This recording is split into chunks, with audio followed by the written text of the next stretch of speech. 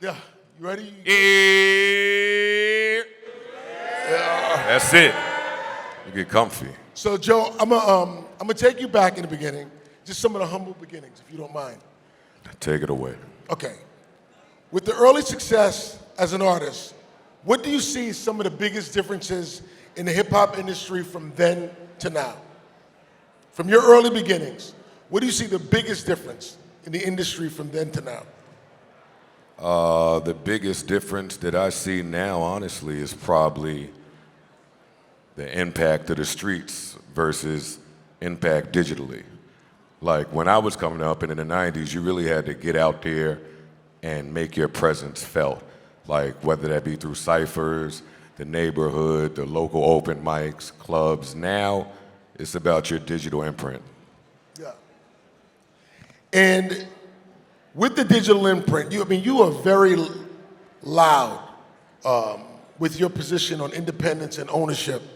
Knowing what you know now, would you have signed with a major label or would you have gone independent? I probably would have done it independently. You would have probably done it independently? I would have gave it a shot. You always got to give yourself a shot. Again, coming up in the 90s, you think the only way is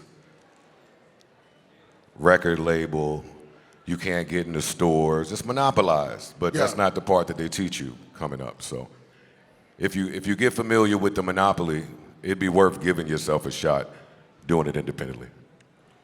What did you learn, so because you're so outspoken, what did you learn from any of the issues or disagreements that you had in your career going through Def Jam? What did you learn from that, if anything, with what you're doing now and your point of view and how you built your podcast business? Any learnings from the music business? Yeah, to do it independently. Oh, man.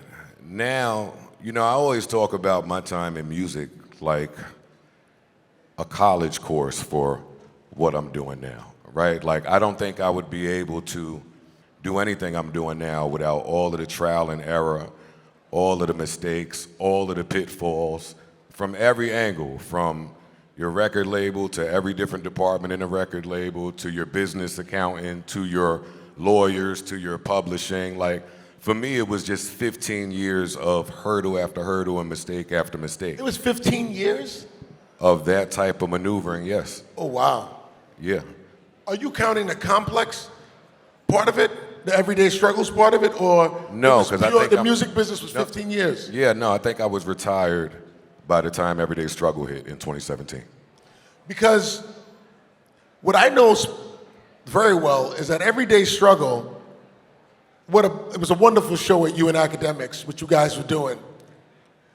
But you were very loud about where the fuck is the money at? Like while everybody was getting caught up in the entertainment and how popular the show was, you would be shocked at how much money they were not making while they were doing that show. It was for the look. The look. And you spoke very loudly about that, and it was within the halls of Complex. Could you talk about that for a moment? Yeah, but I want to start with the look for me at the time was important. Like, I don't want everybody to get so caught up in the entrepreneurial wave that you still lose value of certain brand opportunities when they come. That's on every independent person to figure out on their own. For me, when I was doing, before we started that Everyday Struggle show, I would say the brand of Joe Budden wasn't where it needed to be. So there was some work to do. So you're talking about a show that comes on 4 days a week. You're talking about the digital campaign that's complex. For me, I needed that visibility. So once we established the visibility and once people were actually fucking with the show, now we can ask, where's the money? And I thank them for maybe the answers they gave me or didn't give me as I was running in people's offices and corner offices and on their lunch break trying to figure out where's the money. When I first got to Def Jam, I went to Leor's office and said, Where's the money? How are people making a living doing this? So the reason why we talk a lot about independence and why we're even having this conference, SelectCon, is really to help all of you. There's 12 million creators in the marketplace today that do it full time and call it a living. That's 7% of the workforce. 7% of the workforce in America are independent creators. However, if you don't learn or take some of the things that we have gone through and apply that, that's what this is all about, to apply that so that you don't have to go through some of the things that we went through in order to be on your way.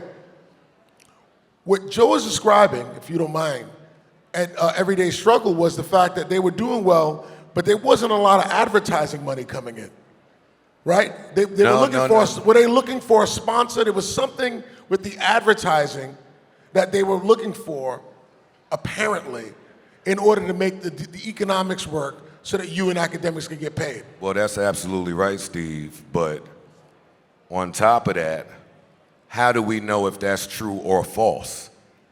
Right? Like, that's the right thing. But when the sales department is coming to you and saying, hey, we're having a tough time selling your shit, how do you know whether that's factual? You're not privy to certain things. Yeah, so the idea of one of the key pillars of independence in any business, regardless if it's music or podcasting, is to have a level of transparency so you actually see everything. There should be nothing from the data analytics to the money specifically, of course, that you don't have a sense of in real time. So let's take that idea, Joe, and then you actually walk away from Spotify. Spotify is offering you a bag. They were offering you a bag. You made a very... What's a bag? What is a bag? That's another thing people got to be more clear with today. Like, what's a bag? They made an offer. Yeah. I clearly didn't look at it like the bag. I didn't look at it like my worth. My senses and my genes, my intuition and my gut kick in just when I'm in a lot of rooms with a lot of highly educated, well-traveled, very, very, very intelligent people that just know all the tricks. But I got hood nigga instincts. So sometimes you could just feel when shit is off, feel when you looking a liar straight in the face. Like, I come from the depths of the depths. So, yeah, that intuition proved to be really important when people start throwing life-changing money in front of your face. When you're at that crossroads and you got to make a decision. Hey, do I take this money that can help feed me and my family and all of my friends, and I've never been faced with this before? Or do I just trust my gut? I'm always going to trust my gut. And they're going to always try to buy us because we the entryway. There's power in it.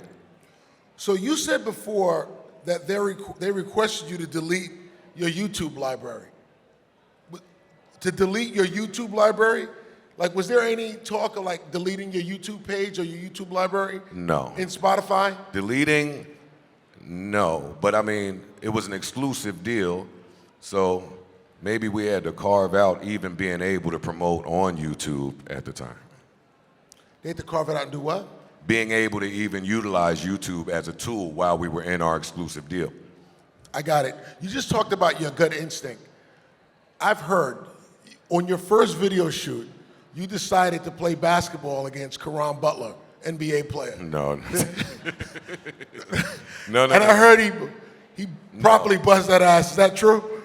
No, we played on a court in Miami, but that was not my idea, and I don't take credit for it. That was a Skane dollar treatment.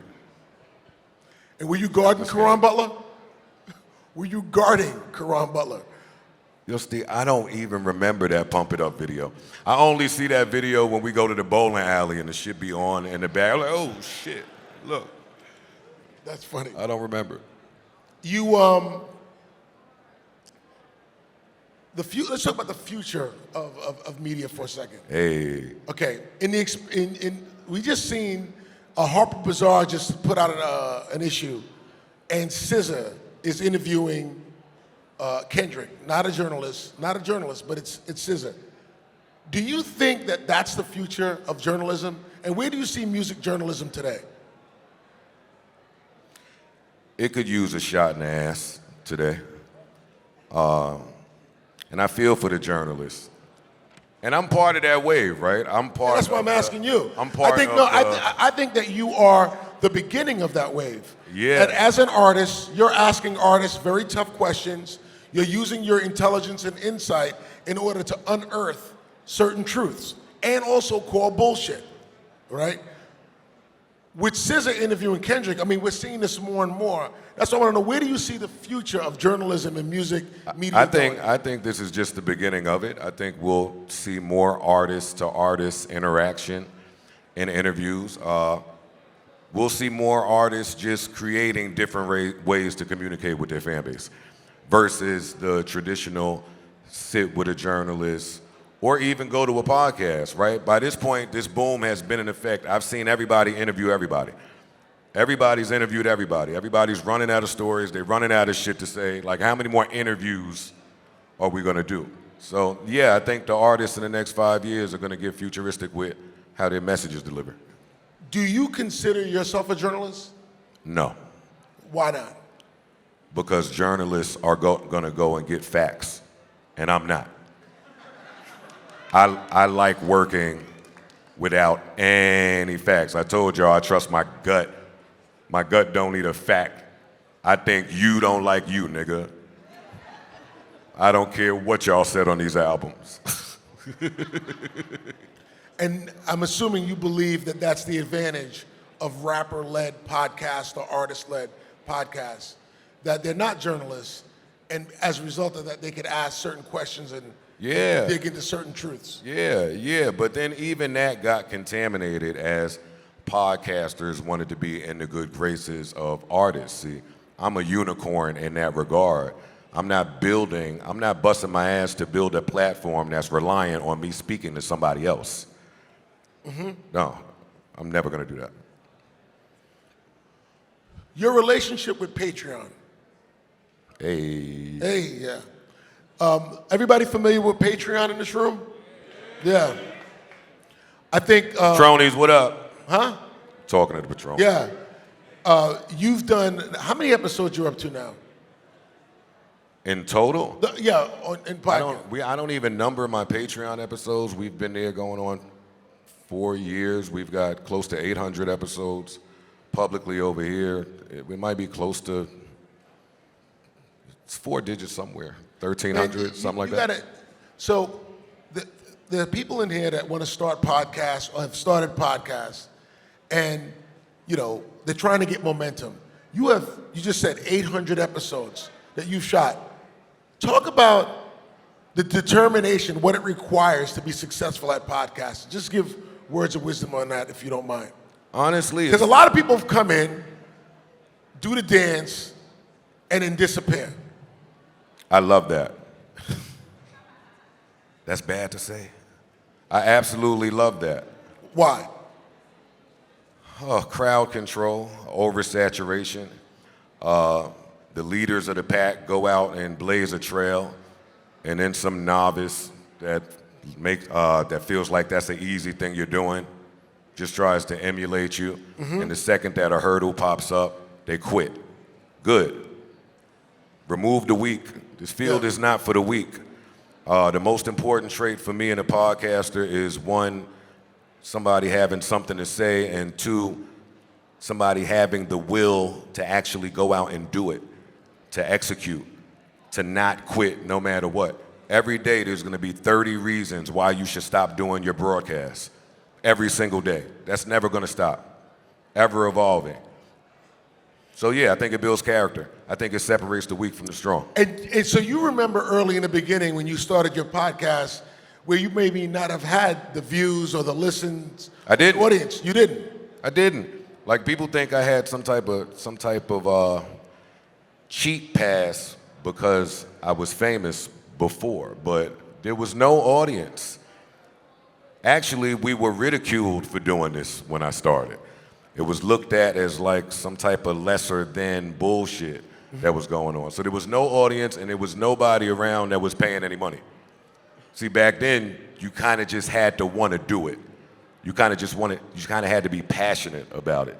Today, there's no way to separate who's passionate about this from the people that are just doing it for monetary purposes. I mean, look, I just think that the lesson in that is whatever you decide you want to do, if you decide you want to make music, you want to do a podcast, you want to do, a DIY business, regardless of the vertical, it starts off very slow. And you got to be committed to it because it may take years for it to pop. But when it pops, it all dramatically changes. See, today, because of how fast things are growing and changing, what you just said sounds like archaic to people. Like, who even thinks that they could start a business and it be profitable in year one? These people do.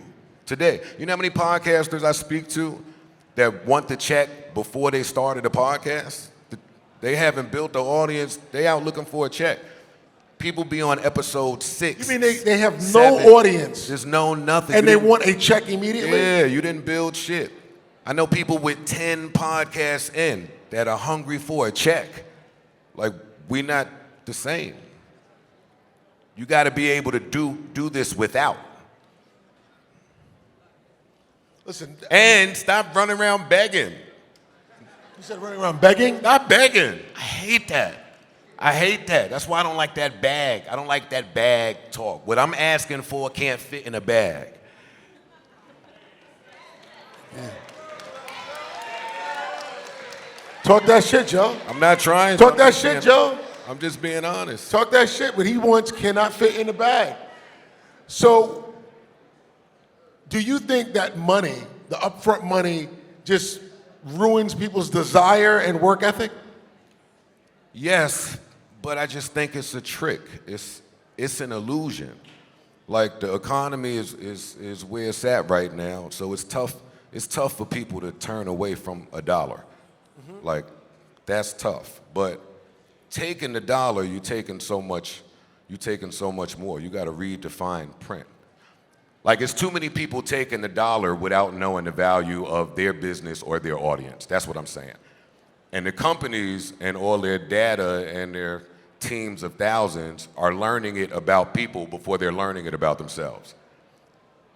So now, how could you have a proper conversation at that table if the person across from you really knows what that's about and you just have no idea? You just know you need that check because... So you don't even know what you're worth. And you're putting a price on it. Yes, that's my point about... You're putting a price on yourself before you even know what you're worth. That's my point about people rushing to take a bag. If you're rushing to take a bag, then you're probably missing some of the information. And the information is what's really important.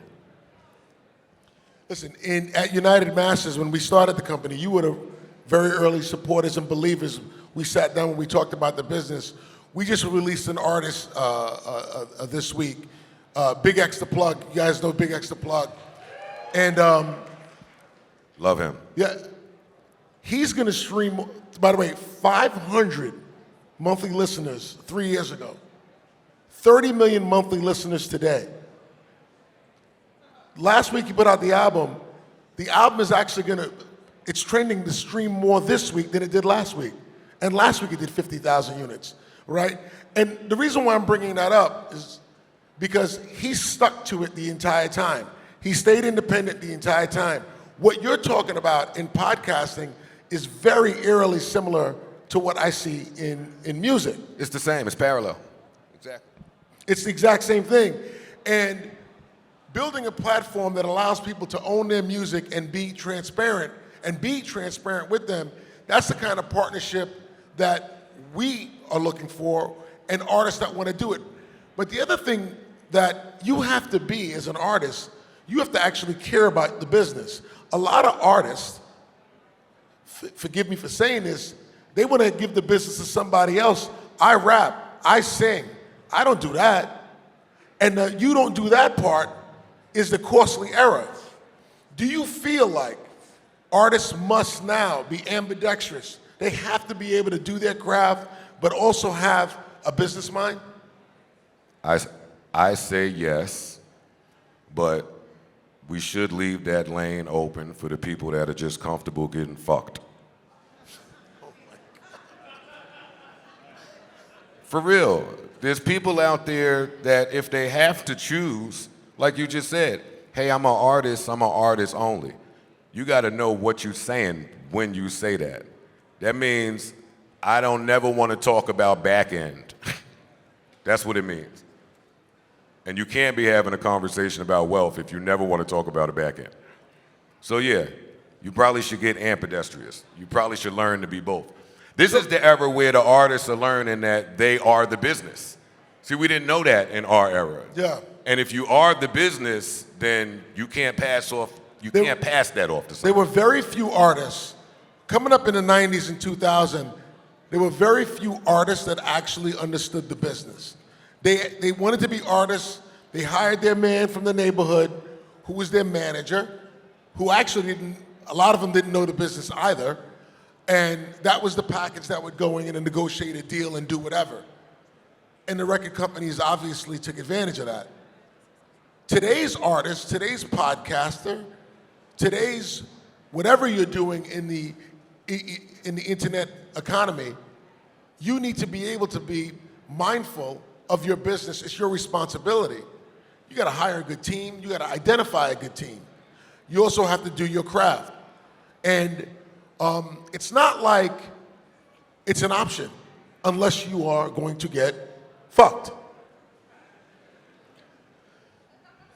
We should be tired. We should be tired of watching bad business. Like honestly.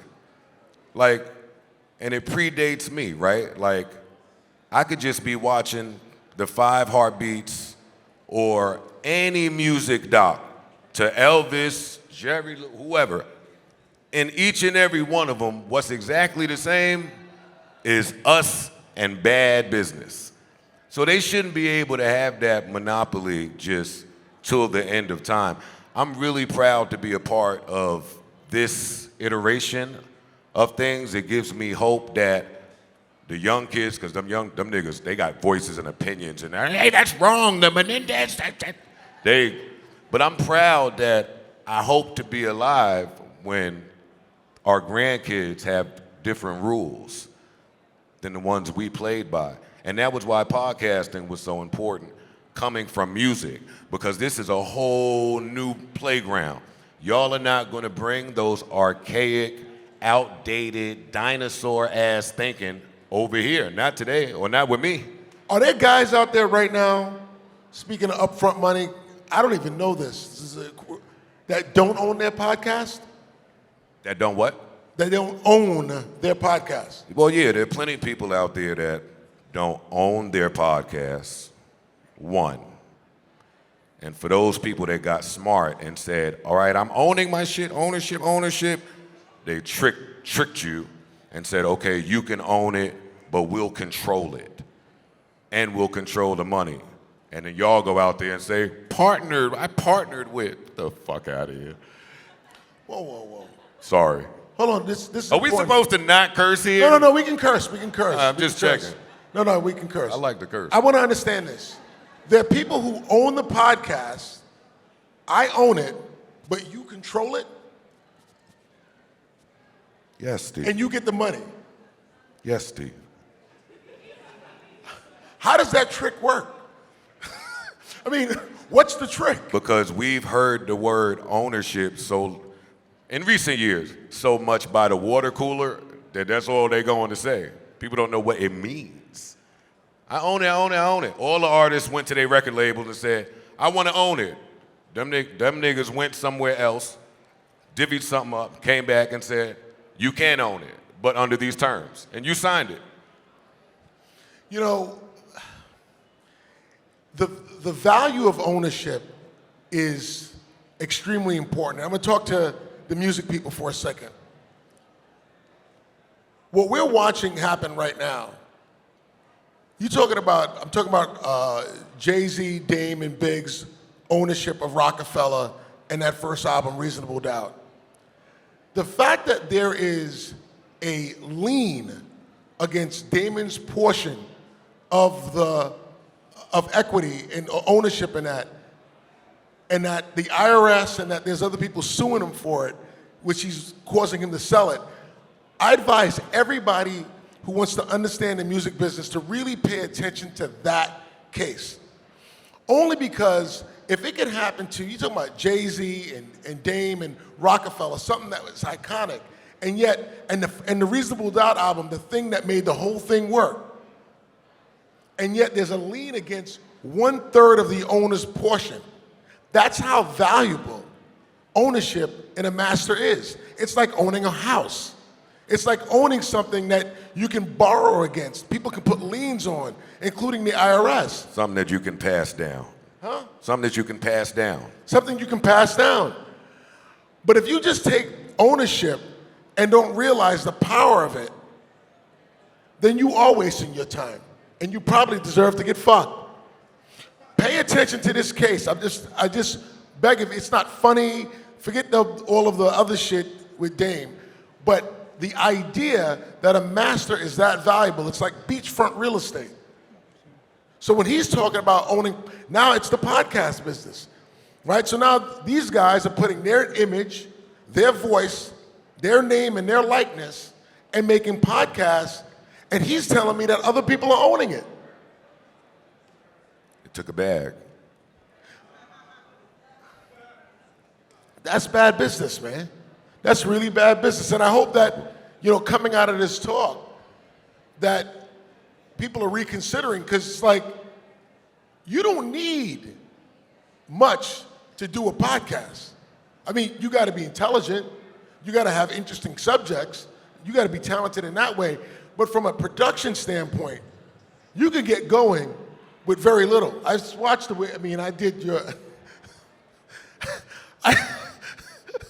when I first did Go ahead, get your shit off. When I first did Joe's podcast, it was in a basement and I was standing next to a washing machine. But I watched the hustle and he's knocking out two, 3 shows a day. My only point is, it did not take much to do it. And that's how you build a catalog of 800 shows. And that's how that shit's worth a lot of money. And he'll be making that money for perpetuity. He owns that forever. He can give that to his family. He can give it to his thing. He can split it. It's his. Yeah, no, tell him. Or don't and he tell fought him. for that. I said, and you fought for that.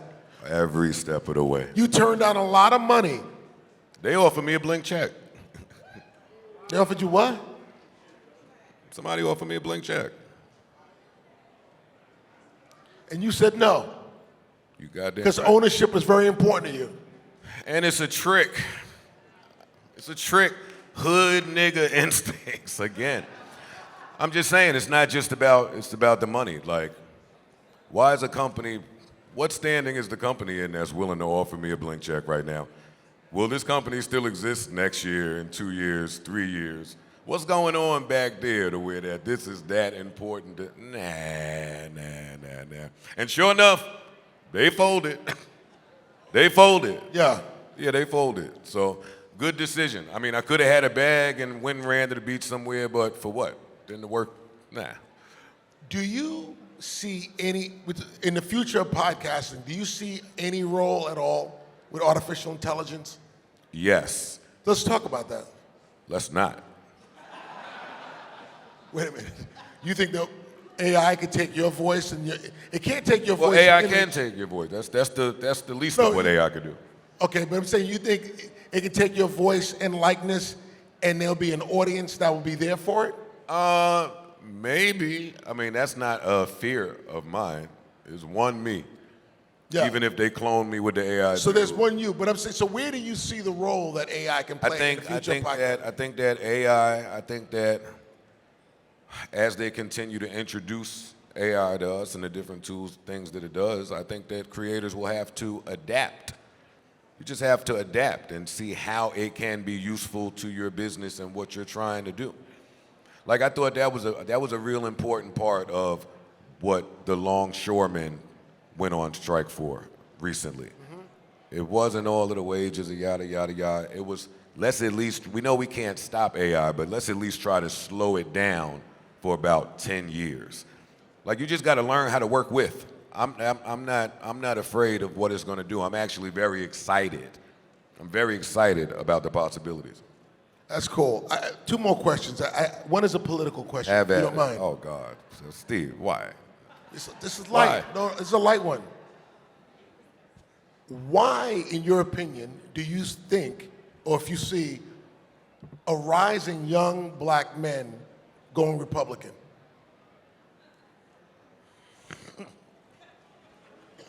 Marketing. You said what? Marketing. Marketing? Yeah, it's marketing. It's all marketing. I hate that something so important has come down to just marketing, but it's just. I'm sorry. Look, the election is 3 weeks away. Close. And, I mean, the world is going to change in 3 weeks, as we know it.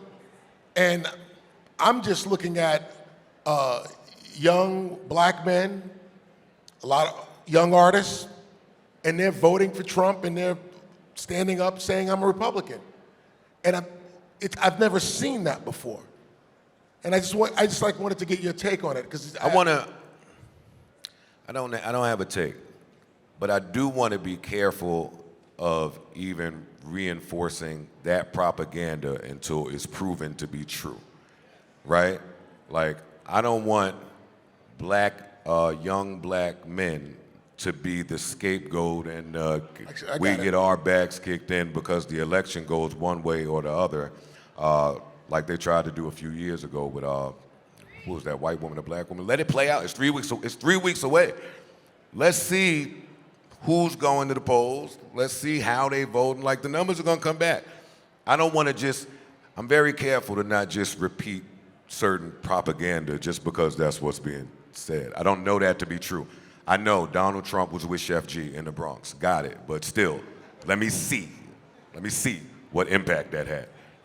Yeah, I appreciate that. Thank you for saying that. The last question. So Cam and Mace have been dropping bars on their platform. Cam and Mace have been dropping bars. They love you. I love that. Yeah, they've been dropping bars on their platform. Are we going to get a new verse from Joe? Absolutely not. Absolutely not. Not a shot at it. But every time I see them do it, I be like, oh. So you step in the booth and then you step right back out? I think that's fly, right? Like, if rappers are gonna be media people, I think it's good to remind people every now and then. I like them niggas sit down with the suit on and spit the verse at their set that the business is done on, and then just give them a quick verse over something fly. I think it's fly. I'm not doing it. I didn't say why, she did. Yeah, it's a valid question. It's a valid question. You know what? I won't do it. That's a yes. I won't do it anytime soon. No time soon. I think when I pick up a microphone again, it just won't be me sitting on my podcast and letting you hear the verse. I'm gonna be kicking niggas' backs, and I'm gonna be saying so much shit in that verse. You need to hear it a different way. That's all. Ladies and gentlemen, please, for the Podfather, give him a round of applause. Joe, thank you. Thank you, man, and thank y'all. Thank y'all.